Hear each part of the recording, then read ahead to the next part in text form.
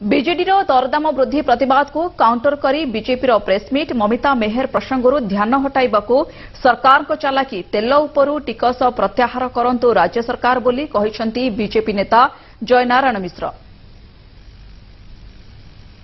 से बहुत ठीक कथा कहते आगु बहुत जन को छाया दुर्नीति ना रिजाइन करने को पड़ी एटा तो छाया एटा तो अनेक प्रकार अभियोग रही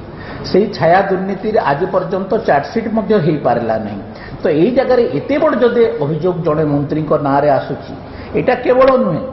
आपण परी कथार जड़े मंत्री संपृक्ति कथा आसला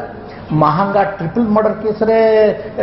प्रताप जेनांकर संपृक्ति विषय आसला आज एथिरे अनेक जन मंत्री संपृक्ति विषय आसूची